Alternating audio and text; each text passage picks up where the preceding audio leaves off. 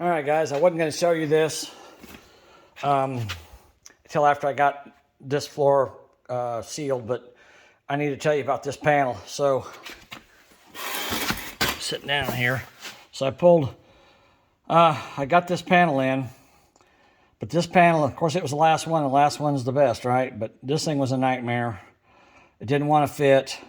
I had a really hard time getting it to go in there.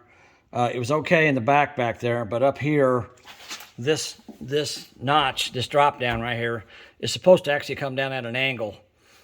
And it's supposed to clear these seat bolts. There's two there and two there. I gotta take those bolts out, but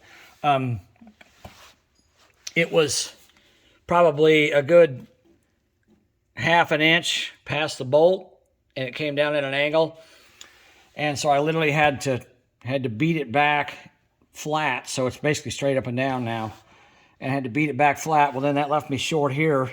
I wish I hadn't cut the lip off this one. I guess I know better next time. Hopefully the other side's better than this side is, but anyhow, I was right close to the edge of my 3-inch strip, but I still was able to put some welds along there and weld it up. I put extra welds on it just so it would hold.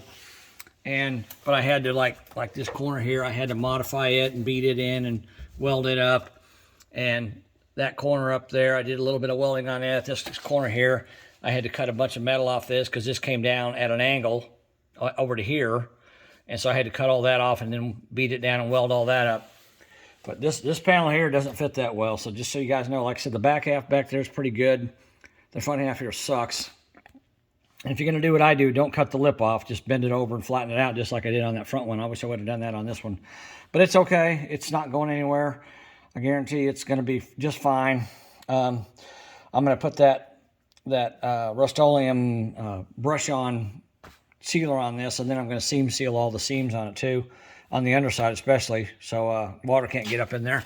But it should be looking good there. So I want to show you that real quick, and I want to show you something else too that I discovered.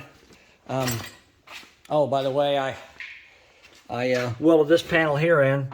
That turned out real nice, actually. It's contoured basically the same shape as the trunk.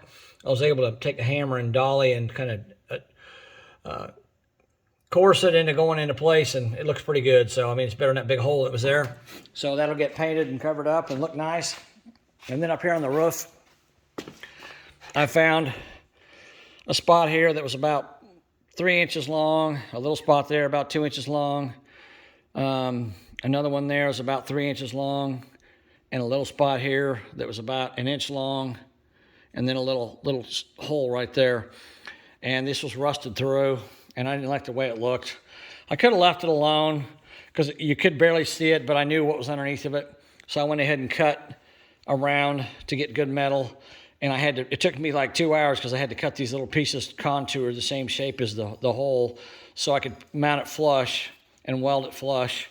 So, I mean, that looks pretty good now. That's the only rust I found in the roof at all. I mean, other than surface rust, but that's all fixed now. You know, it ain't perfect, but, you know, if someone ever buys this car and they want to paint it, they can do it. Put a little body putty on there and sand it, and it'll be just fine. I'm just going to leave it like that. I'm just going to put that black coating on it and call it good. I mean, I'm eventually going to do the whole roof. I'm going to paint the whole roof white, but I just wanted to fix that because I don't like leaving stuff like that for somebody else. And so that's fixed. But anyhow, I wanted to show you that panel up there because it's a nightmare. So I'm going to go ahead and coat all this stuff, all this bare metal tonight, and let it dry overnight, and I'll be ready to go again in the morning. All right, thanks for watching.